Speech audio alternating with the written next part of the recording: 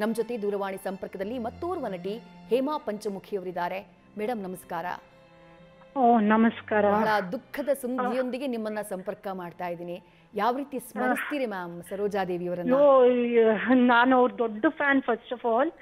ಇನ್ನೊಂದು ನನ್ನ ಪುಣ್ಯ ಏನು ಅಂದ್ರೆ ಅವ್ರ ಜೊತೆ ಆಕ್ಟ್ ಮಾಡಕ್ಕೆ ನನ್ಗೊಂದು ಟಿವಿ ಸೀರಿಯಲ್ ಅಲ್ಲಿ ಚಾನ್ಸ್ ಸಿಕ್ಕಿತ್ತು. ಭೂಮಿಕಾ ಅಂತ ಒಂದ್ ಸೀರಿಯಲ್. ಅದ್ರಲ್ಲಿ ನನ್ಗೆ ಅವ್ರ ಹತ್ರ ಮಾತಾಡಕ್ಕೆ ಭಯ ಆಗ್ತಿತ್ತು. ಅಂತದ್ರಲ್ಲಿ ಅವ್ರ ಮಗಳು ನಂತರ ಇದ್ಲು ಅಂತ ಅನ್ಬಿಟ್ಟು ನನ್ನನ್ನು ತುಂಬಾ ಆತ್ಮೀಯವಾಗಿ ನೋಡ್ಕೋತಿದ್ರು. Actually, this is very shocking for me.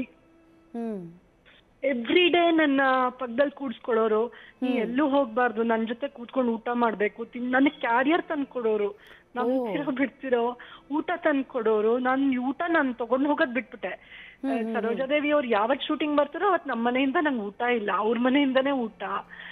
ಪಕ್ಕದಲ್ಲಿ ಕೂಡ್ಸ್ಕೊಡೋರು, ನನ್ ಜೊತೆಗಿರೋರು, ಹೇಗಿರ್ಬೇಕು ಆ ಟೈಮಲ್ಲೂ ನನ್ಗೆ ಹೇಳ್ಕೊಡೋರು.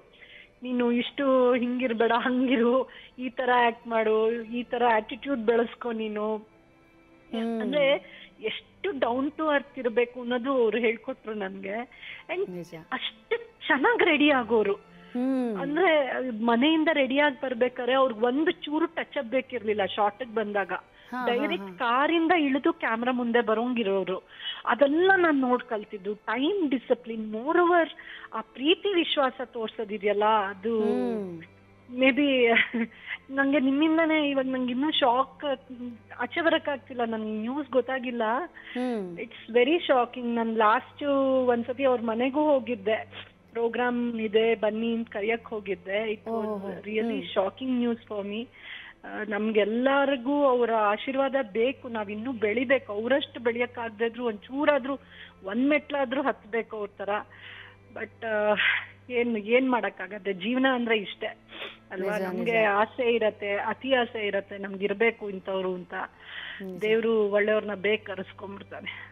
ನಿಜ ನಿಜ. ನೀವು ಕೂಡ ಸ್ಟಾರ್ ನಟಿಯಾಗಿ ಮಿಂಚಿದಾಕೆ, ತೆರೆಯ ಮೇಲೆ, ಬೆಳ್ಳಿ ತೆರೆಯ ಮೇಲೆ ನಿಮ್ಮನ್ನ ಕೂಡ ಸಿಕ್ಕಾಪಟ್ಟೆ ಇಷ್ಟಪಟ್ಟಿದ್ರು. ಬಟ್ ನಿಮ್ಮೆಲ್ಲಕ್ಕಿಂತ ಮುಂಚೆ ಅದೊಂದು ಸ್ಟಾರ್ ಪಟ್ಟ ಎಲ್ಲಾ ಭಾಷೆಗಳಲ್ಲೂ.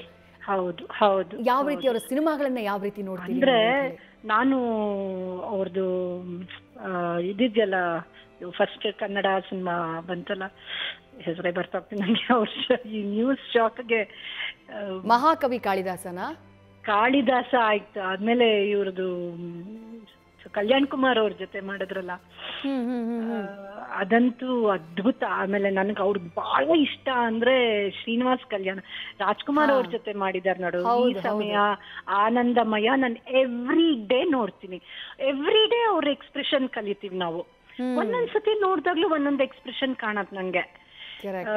ಅಂದ್ರೆ ಹಳೇದು ಅಂತ ಅನ್ಸದೇ ಇಲ್ಲ. ಈ ತರನೂ ಮಾಡ್ಬೋದಾ ಅಂತ ಇವ್ರ ನೋಡಿ ಬೆಳೆದವ್ರು ನಾವು. ನಮ್ಗಿನ್ನೂ ಎಷ್ಟ್ ಜನ್ಮ ಬೇಕೋ ಅಷ್ಟು ನಾವ್ ಆಕ್ಟ್ ಮಾಡಕ್ಕೆ.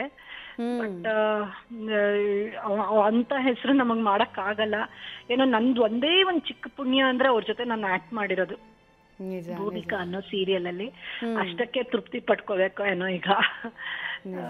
ಪಾಪ ಅವ್ರ ಆತ್ಮಕ್ಕೆ ಶಾಂತಿ ಸಿಗ್ಲಿ ಅಂತ ಕೇಳ್ಕೊತೀನಿ. ಅವರ ಆಶೀರ್ವಾದ ನಮ್ಮೆಲ್ಲಾ ಕಲಾವಿದ್ರ ಮೇಲೂ ಇರ್ಲಿ ಅಂತ ಕೇಳ್ಕೊತೀನಿ. ಒಂದು ನಮ್ಮ ಕನ್ನಡ ಇಂಡಸ್ಟ್ರಿ ಅಲ್ಲ, ನಮ್ಮ ಭಾರತೀಯ ಚಲನಚಿತ್ರ ರಂಗಕ್ಕೆ ಅವ್ರದ್ದು ದೊಡ್ಡ ಕೊಡುಗೆ ಇದೆ ಅವ್ರದ್ದು. We will miss her actually. Thank you Hema Panchamukhi ಅವರೇ, ನೀವು ಮಾತನಾಡಿದ್ದಕ್ಕೆ.